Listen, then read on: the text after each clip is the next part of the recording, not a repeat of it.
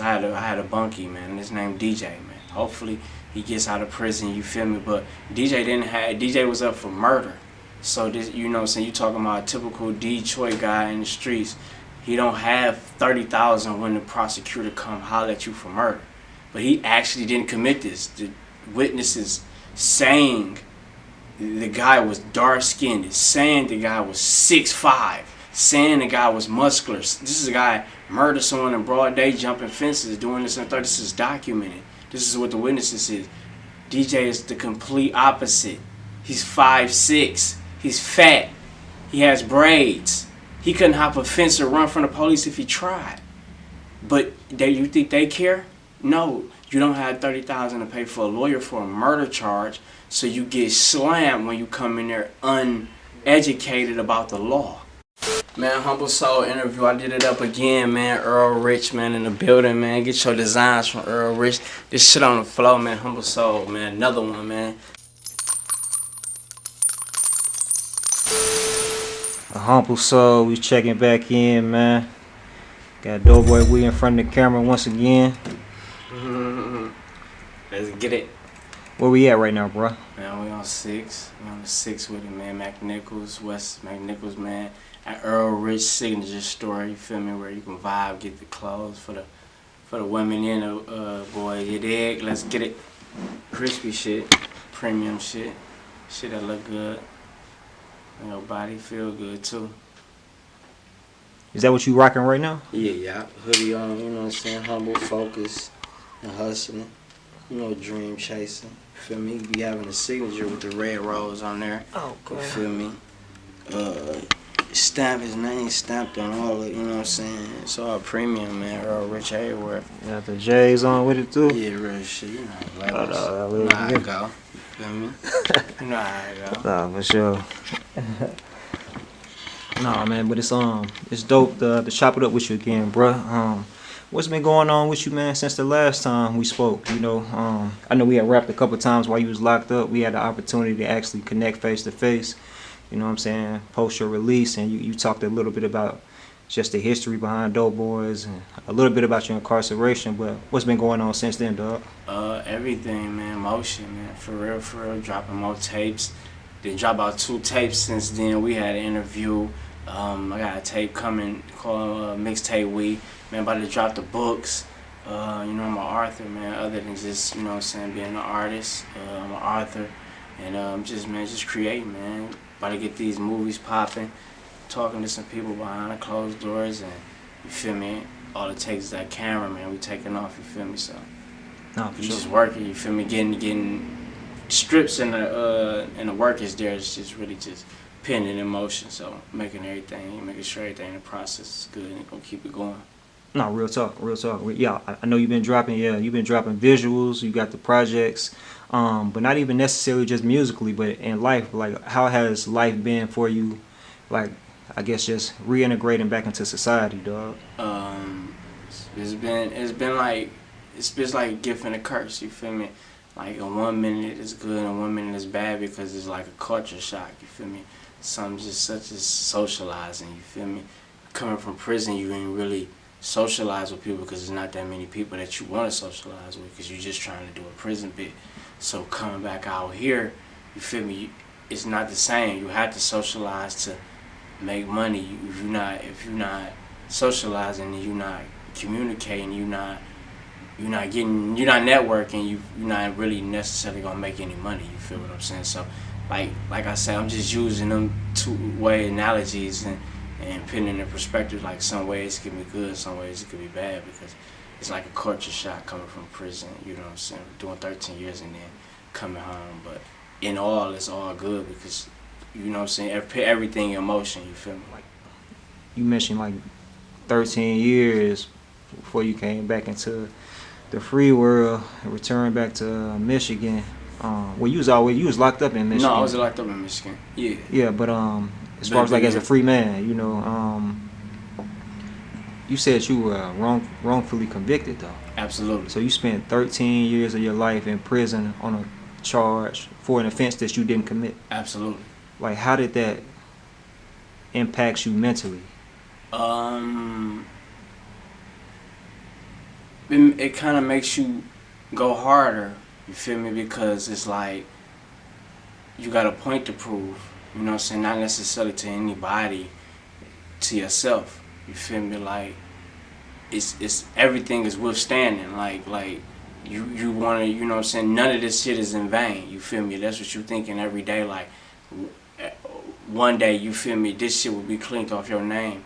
One day you will get out of prison. One day, you feel me? So every day is like that. You feel me? There's no day that's in vain. Like I'm giving up on myself, or I feel, or I'm playing the victim. It's all about, you know what I'm saying, just standing 10 toes down and really just, you feel me, buckling down.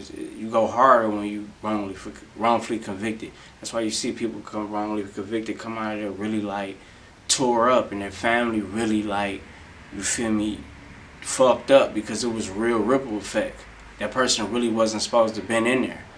You feel what I'm saying? Other than, you feel me, not, you know what I'm saying, then the person that was like convicted and knows he's guilty, he just comes home with a smile on his face or whatever. However, you feel me? Not saying it's, you know what I'm saying. I feel where you come from. The free brother is the free brother, but it's just different reactions. You feel me? Like a brother know he did a crime, he's just gonna walk out of prison with his head held high and all is well. But a brother coming out of there, man, wrongfully convicted or exonerated of a charge is just like a whole different emotion, different expression. You know what I'm saying? So While you were locked up, did you come across a lot of other inmates who were wrongfully convicted, like locked up for stuff they didn't actually do? Hell yeah, there's a lot of brothers that's in there like literally wrongfully convicted for shit they just didn't do. Like, you gotta think, right? The prison system is like built here to make money. So it's a trap. So with that said, they're trapping people. People that's in prison, some are trapped. Some people are dead, do what they did, but it's a lot of people that didn't, like, such as this. I had a bunkie, man. His name DJ, man. Hopefully he gets out of prison, you feel me? But DJ was up for murder. So this, you know what I'm saying, you talking about a typical Detroit guy in the streets.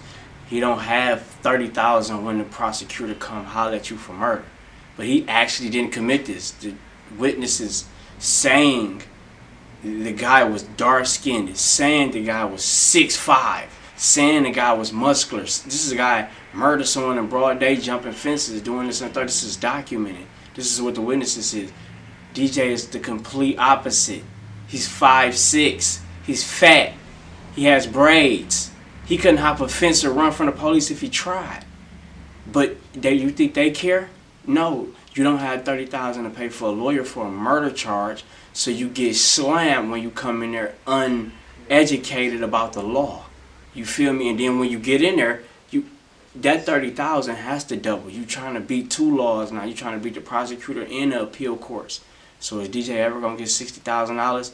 Maybe not. And DJ might die in jail because he would never get $60,000. You get where I'm coming from? Like, it's a hellhole. It's a trap. It's a lab. You know what I'm saying? They sit motherfuckers in there, throw cameras on them, and it's a lab rat. You feel me? You become lab rats in there. Like, they learn your behavior. Like, they're documenting what you're doing.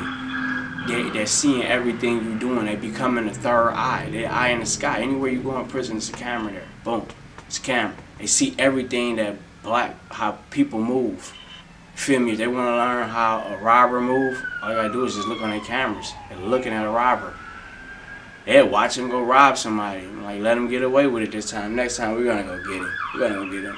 You feel what I'm saying? But that's what prison is about. You feel me? Putting DJs and other innocent people in jail because they indigent in certain areas. Maybe it's uneducated. Maybe you don't have the money financially. Whatever, but it's a lot of people that end up in jail that aren't supposed to be in there, period. And you think they give a fuck? They not about to come knock on your cell like, hey, come out, bro. It's time to go. We know you really didn't do it. We know you was 5'6" and a real shooter was 6'5". They never gonna do that. They never gonna do it. Even if it's documented, they never gonna do it for them. So, you feel me? But it's a lot of people. Absolutely. Feel me? Uneducated and indigent, or to the point where they finna end up in the system and it's unfortunate that they might never get out. They might die in prison. You feel me? Man, with you being somebody who was able to educate yourself and learn about the law, I don't know how knowledgeable you were when it comes to the law before you went away, but while you were locked up, considering that you served time, you said you didn't do that. You know people who serving time who didn't do the crimes that they got sentenced for. Absolutely. Are there any resources available, you know what I'm saying, for people who are going through that type of stuff? Yes. But it's scarce because everybody in prison is saying they innocent.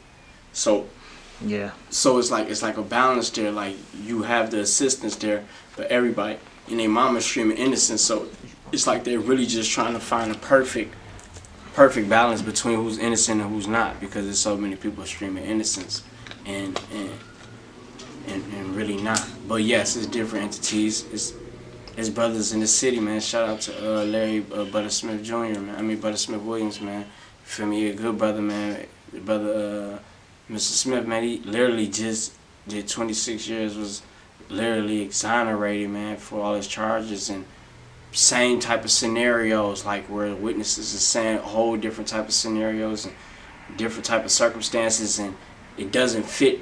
Literally, the preponderance evidence points to being innocent the whole time. Same thing on my situation. It beats like that, literally, where the preponderance of evidence says this like doesn't even add up, but they still throw you in prison. You feel me? And it's for you to get out that hellhole. You feel me? And like you talking about your situation in particular, when you got out after the 13 years, is it because they found you innocent? Mm-mm. Or how did that work? Well, I got out parole. So, like, still to this day, I'm fighting my innocence. You feel me? Yeah, absolutely. Still to today, that's why I say it's withstanding. You feel me? Like, when you fighting for innocence, it ain't got no expiration date. Mm. You know what I'm saying? So, you know, that's be too continue. You know what I'm saying? So, it's all a push. You feel me? It's all art. Nah, man. Well, man, prayers to your friend DJ and everybody, man, who really is locked up for something they didn't, you know what I'm saying, do. And I know that's one end of the spectrum, and on the other end, it's people who are locked up because they quote unquote kept it real. Right. And took charges for other people. You know what I'm saying? Right. What's your views on that type of scenario? Knowing somebody didn't actually do something or didn't possess a gun, but they was in the car with somebody else, and they ended up taking the charge. The other person didn't man up, and they don't want to quote unquote snitch. Like, what's your views on something like that, bro? To be honest, it depends on the circumstance. You feel me? Because it is a lot of. It's what you signed up for, to be honest. Now, you in the streets, and just say, I'ma just use the typical situation. You in the streets, and a guy has your buddy or your main man's have a better situation than you, or whatever. However, and just say he's taking everybody out the hood, and you know that it's supposed to be all ammunition and guns around, this, that, and the third, and just so happen y'all get popped with that. A guy taking a charge for a higher guy, like in the instance of Lil Wayne, when Cortez was trying to take the gun charge for Lil Wayne, that makes sense. If Wayne's out on the street more, and Cortez is doing the 2 years, it's better for Cortez to do Wayne the cash cow. You feel me? He's the cash cow. But you being a crash in this another circumstance, that you just be out here taking charges just for anything or any person or anything, you just a crash dummy. You feel me? You're not standing on nothing. You feel me? It doesn't add up. So it just depends on the circumstances, man. I got real, like, being from prison and just being in the streets, man, I got deep stories like with that. You feel me? Like, I could tell you a quick story about how two friends went on a homicide, and make a long story short, the homicide ended up being executed. You feel me? Make a long story short, one of the guys dropped some paperwork, some identification of himself at the crime scene, and he wasn't even the shooter. You get where I'm coming from? So he's doing life for something that he really didn't do, but you was part of the act. You dropped your shit there, so you have to stand on that. But you know what I'm saying? So it's certain situations and certain situations where it's just like, you know what I'm saying, it's just crazy, man, how the streets is. Have you personally been in a situation like that where you had to take a charge for somebody? Well, I would have had to, but everybody just kept their mouth closed, so the case never really went far. For sure. You feel me? Everybody in the circumstance just kept their mouth closed. So it was like, you feel me? It was a win-win. When nobody goes in there even say nothing. But yeah, I've been in certain situations where it's like, I was there, was I a participant? No. Then it was certain situations, I was there, yes, I was a participant. In other situations where I wasn't like literally even there, and I'm supposed to be a participant, and I'm in interrogation getting asked about some shit I don't even know nothing about. But the point I'm trying to make is, when motherfuckers all keep their mouth closed, it's just like it ain't really. That's the circumstances I done been in where everybody kept their mouth closed and it ain't really nothing to talk about from there.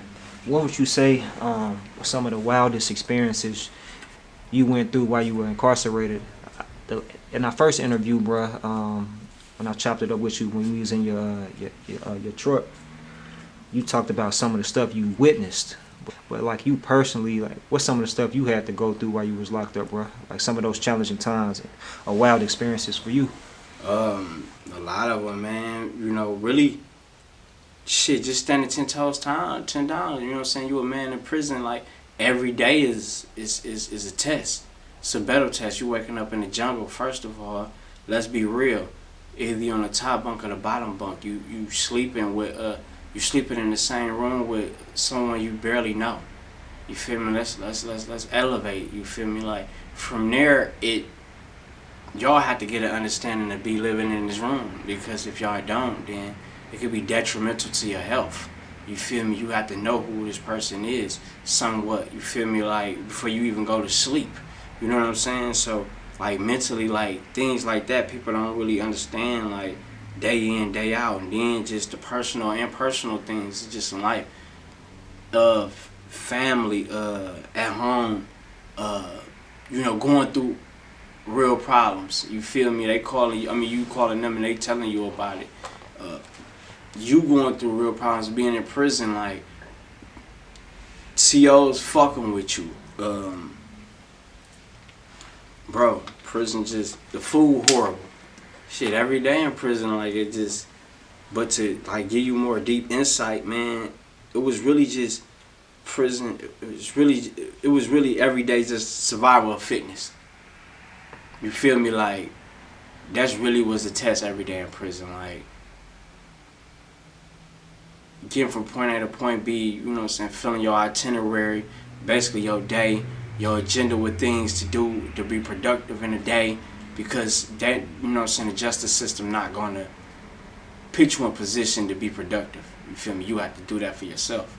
So that was a challenge in itself, to be disciplined to actually, oh, these 3 books I'm going to read this month. You know what I'm saying? If it ain't book reading, just the exercise, these regimens, I'm going to mix in with the books. If I read 2 pages today, there's, you know what I'm saying, you know, my exercise. Basically just building a whole discipline regimen so you wouldn't be joining a gang, getting stabbed. Because, I mean, if you ain't in there doing nothing productive, then you in there doing something terrible. You feel me? Because it's a cesspool in there. You full of every criminal you can think of. So what can you not get into in prison if you want to get into it? You want to go fight, just go walk outside. I'm sure somebody just want to fight. You want to go stab somebody, I'm sure somebody want to have a knife fight with you. I'm sure if you want to, you feel me, go do some bullshit over there, I'm sure, you know what I'm saying? So if you ain't doing nothing good, you feel me, then you doing something bad in prison. So that's really was the challenge. You feel me? Survival of the fitness. It's all in the mind, for real, for real. And you actually having that Doughboy attached to your name, that bring any unnecessary attention or issues your way? Yeah, I mean, as far as just not wanted and unwanted. It could be good and bad. You feel me? But yeah, man, they show me love on the yard, man. I ain't gonna lie to you. All the bloods, everywhere I went to, man, the bloods embrace me. You feel me? Ain't nobody doing shit to weed. This is love. Nation of Islam, you know what I'm saying, Moorish Americans, Melanics, you feel me, the Sunnis. Everybody showed love to me while I was in prison, man. It was all love, you feel me. They fucked with me getting money, I fucked with them getting money. They need something from me, I got it from them. You know what I'm saying? It's all love, you feel me? Like, you know what I'm saying? When I go into some of the rules, surviving in prison, it'll give you a perspective of, like, really, like, the day-to-day walking, you feel me? Like, real structured ways to survive in prison, for real, for real. You know what I'm saying? 7 rules to survive in prison. Yeah, man. I mean, let's touch on them. I know, like you mentioned, you had an opportunity to make it up out of there. So I'm sure you were able to develop a different type of wisdom and understanding when it comes to that life that the average person who's never been through something traumatic like that, whatever, you know what I'm saying, understand without having a person like you share. So what are some of the tips that you can share, bro? I mean, to me personally, man, I'm gonna just lay down seven survival, man, tips, man, for anybody, you know what I'm saying, we ain't promoting getting incarcerated and nothing like that, you feel me, but, you know what I'm saying, if such happen, then these 7 tips, man, the survival tips, man, to really survive in prison, you know what I'm saying. Number 1, really, in prison, man, is literally mind your business, you know what I'm saying. Number 1 rule in prison to mind your business, like, to elaborate on it, man, it's just like, in prison, everybody have a life, you know what I'm saying, no matter what it is, you know what I'm saying.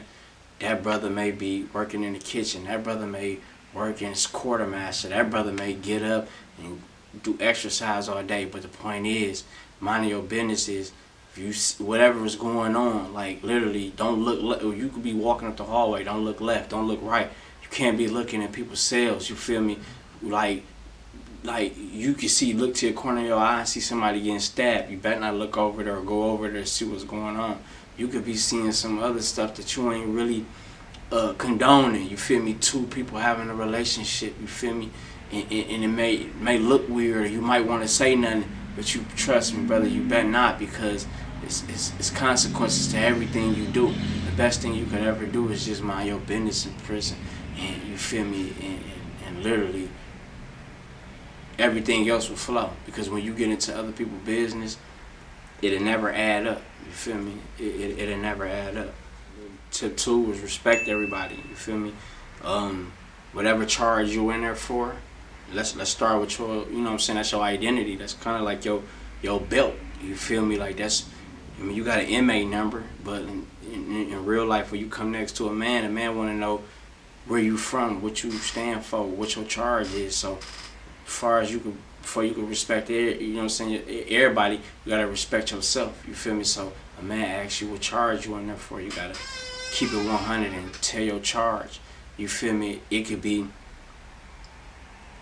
whatever your charge may be, break it down, keep it truthful, because once you become a liar, you feel me, you ain't, you know what I'm saying, you're not a stand up in there.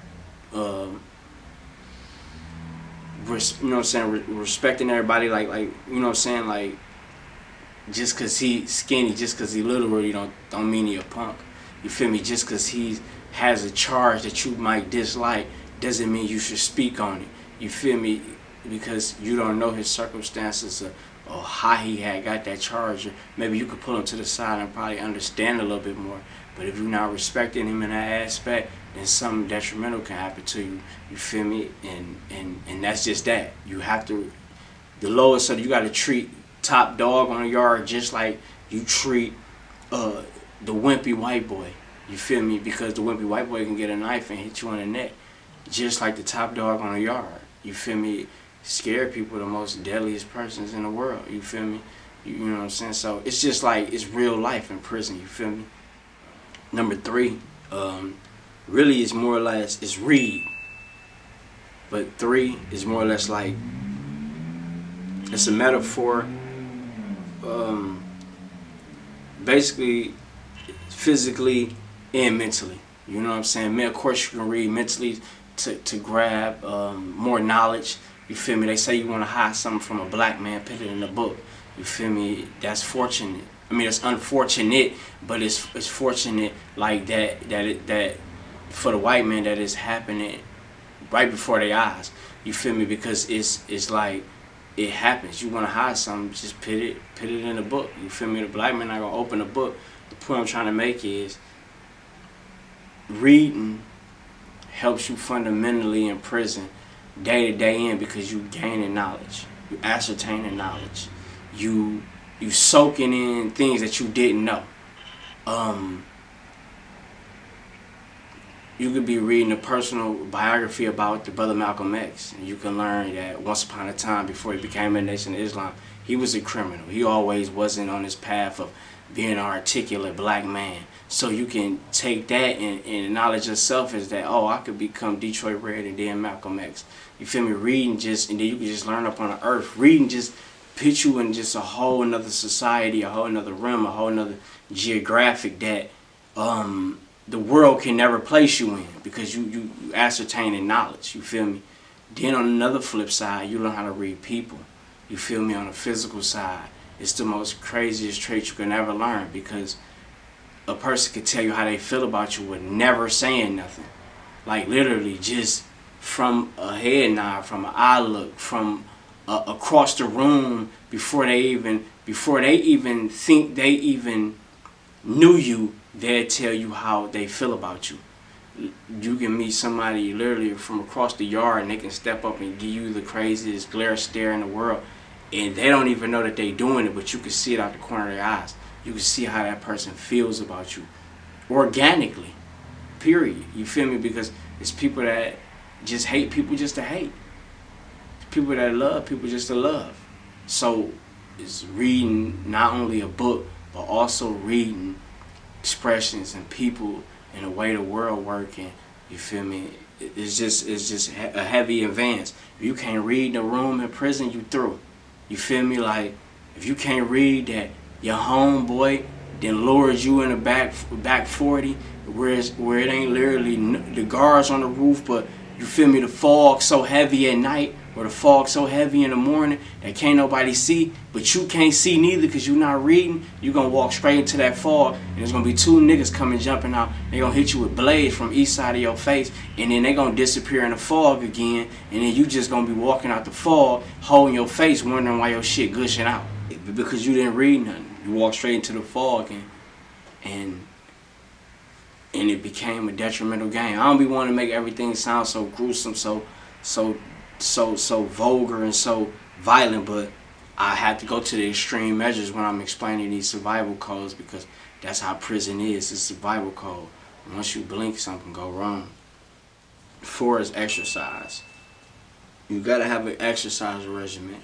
Like, it's better to have, to be honest, it's better to have a partner when you're doing it, because your partner gonna push you to another limit. You feel me? Like, your partner always, it's a certain thing in prison where, like, it's called, he chipping you. Like, if me and you go work out, you always gonna push me to the limit, to where I'm like, not necessarily tapping out, but I'm going to the extreme. You feel me? Whether it's doing push-ups, whether it's doing curls, whether it's doing sit-ups, whether it's doing squats, no matter what it is, bear crawls, Tyson's, no matter what it is, my partner pushing me to the limit. But even if you ain't got no partner, it's good to exercise every day, man. Take the time to exercise every day, because exercise is not only something for physical, but it's for the mind. It's another realm where it's like it's taking you out of the place that you are. Okay, it's unfortunately that you're in prison, but you have to gauge and get other things going on other than being institutionalized. So exercise is the way to escape going to another world. Man, get a day-to-day activity, a day-to-day regimen, and it makes you feel good, and it's purposeful. So number 5, man, is really for the, you know what I'm saying, for the youngsters, man. Don't go in prison joining gangs. It's not cool, it's not lit, it's not popping, you feel me? Now we know these gangs are stand for a purpose. You feel me? Like Vice Lords, GDs. When I say GDs, I'm talking about gangster disciples. Bloods. We're not saying none of these gangs doesn't stand for a moral cause. It just be sometimes in the prison system, in the penal system, the leaders that be of these gangs turns them into something more than the actual cause that the gangs stand for. So, not saying it's in every purpose, but sometimes situations and circumstances in prison may not be that, like, they could be just recruiting you to have numbers, recruiting you to be a crash dummy. You feel me? When you want to join an organization in prison, you want to associate yourself with something with a religious background. You could be a Melanic. You feel me? It has a moral compass with a religious background where you're actually standing for something. You know what I'm saying? Not saying, like I say, gangs not standing for something, but it's better when you join an organization that has a religious background. I have to be straight up front and keep it 100, because at the end of the day, it's like you want to be associated with something that's gonna hold you down. You feel me? Like, that has a moral compass that's really standing behind something, not someone that's just waking up in the morning, just not on a mission, not moving for vertical ascension. You know what I'm saying? So, 6, standing on business. Mean what you say what you mean.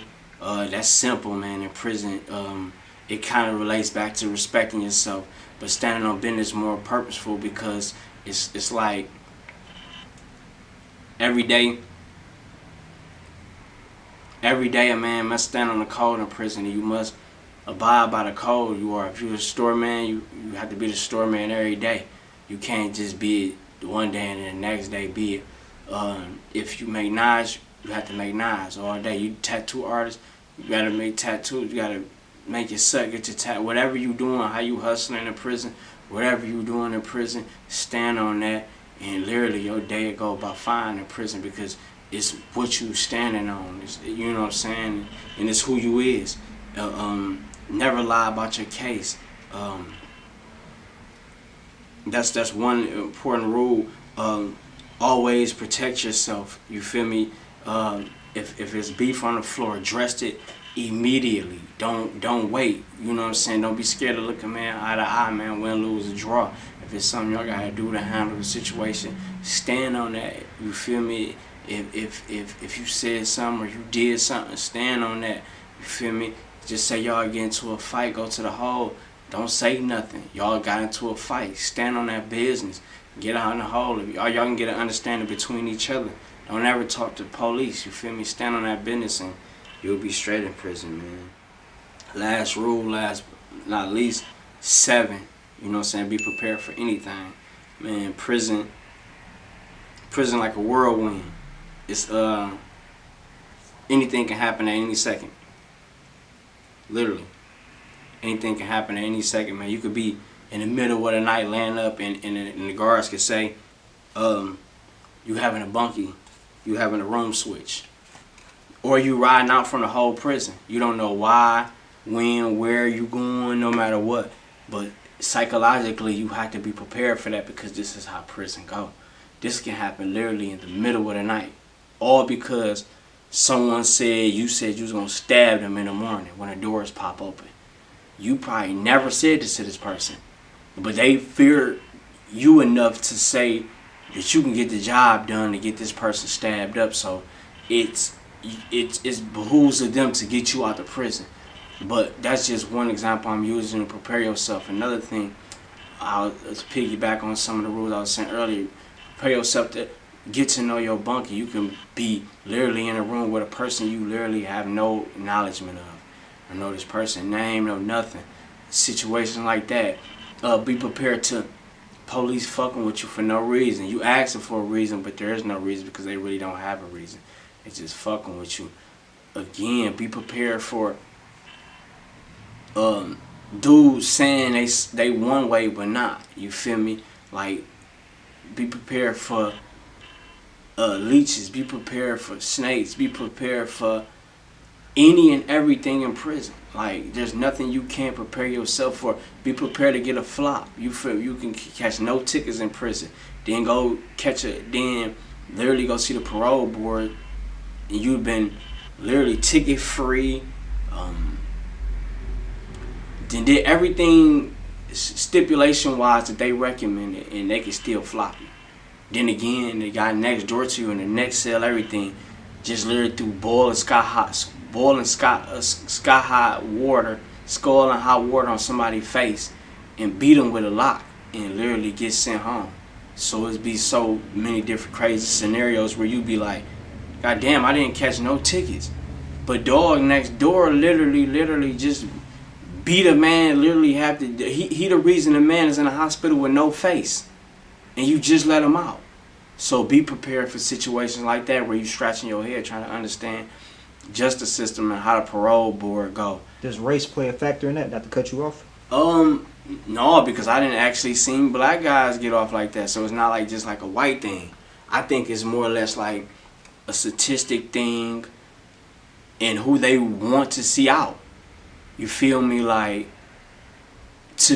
not to be all the way crazy with it, but on some real 100 shit, they be knowing who gonna come back to prison. You feel me? Like, for real, they be knowing. Like, sometimes these guys tell them in an interview, like, I'm going home to kill my brother. It be documented in interviews, parole interviews, and they still let him go. Like, you ain't gonna do nothing, go home. And literally go home and smoke his brother and come back with life. You feel me? So it's like, I don't know exactly how the analytics of what exactly, how, where they let people out. But yeah, that deals a lot with who they feel will come back to prison, who they feel best fits the criteria to get back to the world, to come, you know what I'm saying, to visit recidivism. Like, you know what I'm saying, that whole ride back there is real.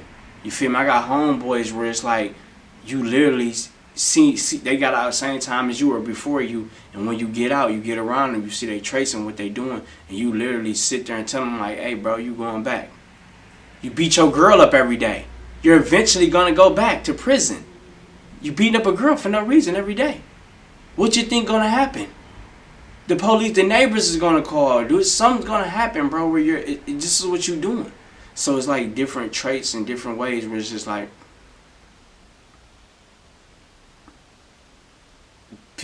prison system kind of know who's coming back to prison. You feel me? So it'd be like certain situations where it'd be like race don't really have nothing to do with it, because they got to send certain amount back to Detroit, got to send a certain amount back to Flint, they got to send a certain amount back to Saginaw, they got to send a certain amount back to Carson City. These are all these inner cities within Michigan. So it's not a race thing, because Detroit people have to come back into society. But they know who will come back, you feel me? Does the study also play a part in that, though? I know you said not necessarily race, but remember you mentioned a little earlier about the cameras. So they had the opportunity to just watch everything. Could that possibly, I'm just throwing that out there. No, absolutely. And then again, criminals telling themselves. You feel me? They like I say, but that absolutely plays a factor in there. Like, prisoners are lab rats. I said it once when I got in prison, where every time you twist and turn, only time you really got privacy is in your jail cell. Literally, only time where a camera is not on you. Once you step out that jail cell, it's a camera on you. You feel me? 24/7. So it's like they watching your every move. You are lab rats. It's right when you walk into the control center. It's a teleprompter, basically size of a 60-inch TV.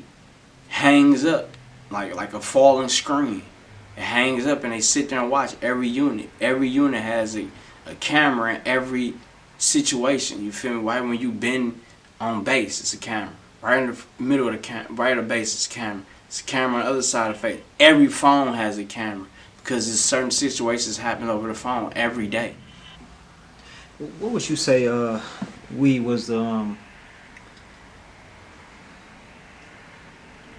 was the craziest thing you went through while you was locked up?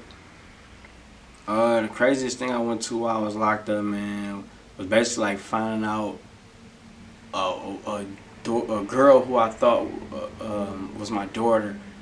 I thought she was my daughter, but later on we did DNA down the line, and she wasn't my daughter. But it's like, it was a whole story behind that, as far as just actually meeting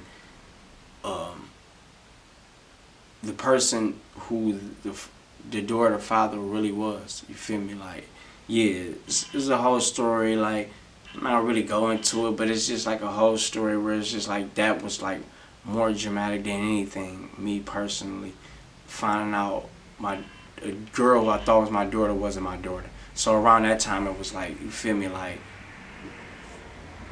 up in crazy turbulence balance. You feel me? Crazy time for me in prison. You feel me? Just to be all the way real with you, man, I went through something similar. Right. Where I thought I had a daughter. Right. And, she had my last name, all of that. Bro. Absolutely, same situation. And I found out she wasn't mine and crushed me. Right. Yeah. But I mean, it can be a blessing. I mean, either way, I appreciated it and enjoyed the time I had. You know what I'm saying? Me too, because it gives you a glimpse of father. Absolutely, it gives you a glimpse of fatherhood, which is beautiful. Feel me? You caring about someone more than you caring about yourself. Yeah. So what better gift is that than you actually feeling this person as your seed, so you willing to put anything on the line. So like real fatherhood. Like for 2 years I was out here taking care of the baby before I got locked up. So like same last name, embedded into the family, nothing this little girl couldn't get from me, my family, my friends. It's part of the family. It was. You feel me? So to go to prison and find out this wasn't it, it was a hard time, you feel me? Because I had to like really recalibrate and change the trajectory of my mind state. You feel me? Okay, I don't really have no kids. So now I can, you feel me? Just a whole different mind state. But that's something like real more heavy turbulence in my life. But man, I'm blessed to have go through every situation, man, I ever went through in prison, man. I hope y'all use them 7 survival codes, man. We up at Earl Rich. Nah, the fuck we do, man. AHumbleSoul, it's on the flow, man. Doughboy weed, man. Everything I do. Mixtape, we about to drop some, man. Shit on the flow. No, for sure. And I guess just lastly, a couple more questions for you, man. Like, once you get home, normally people see like a big embrace or welcome. You got the Doughboy in your name. But when you were released, I didn't really notice on the outside looking in, like a lot of the members like kind of pull you in and embrace you, or I don't really see a lot of collaborations. What's the current status of everything? Why do you think that was the case? Man, go get mixtape we, man. It's dropping. I answer every question you need to know. Literally. Mixtape. Answer every question you need to know. Okay, so no music or nothing on the way? I mean, everything on the way. Everything on the way. Go get the mixtape. It answer everything you need to know. Literally. Oh, for sure.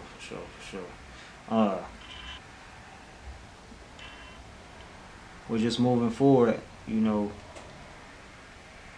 how do you on the outside plan on providing a helping hand to the people who went through something similar as you that are locked up, aside from the tips? And why do you feel like it was important to provide those?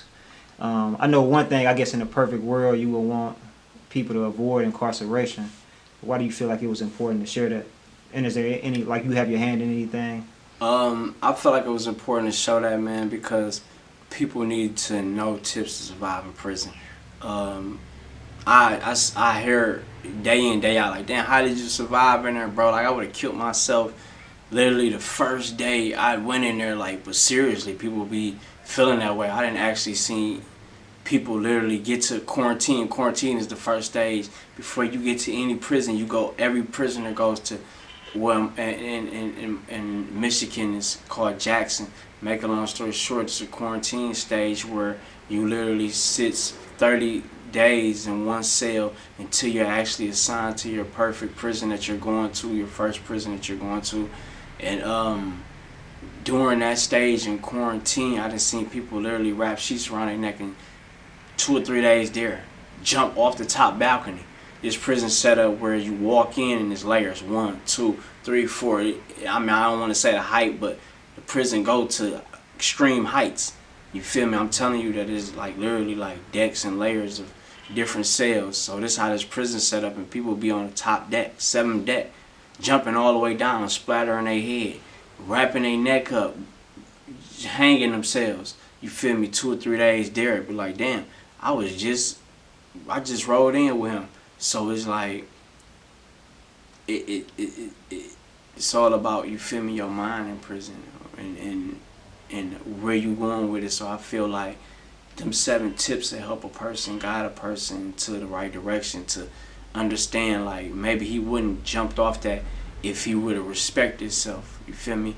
If you were to respect everybody, you know what I'm saying, use the number 2 rule, respect everybody. If you were to respect everybody, you probably, I done seen people lie about their case and they bunkie beat them up right there on the floor. Like, what you in here for? And the person say, oh, I robbed this and the third. Never robbed nobody. And the person look at their paperwork and you get beat up. And then, you know what I'm saying, bloodily beat up out their cell when all they had to do was tell the truth. So hopefully these tips will help a person gain, you know, real rules to live by, man, and stages to keep yourself surviving in prison, and come out productive and knowledgeable of what's going on. No, for sure. And the other part, like, do you have your hand in anything? Like, I will hope to nearly in the future, but yes, man, different homeboys and different entities that I deal with, be doing like back to school drives, and we do things where, like my brother Darnell Smith, he fights for the exonerations every day.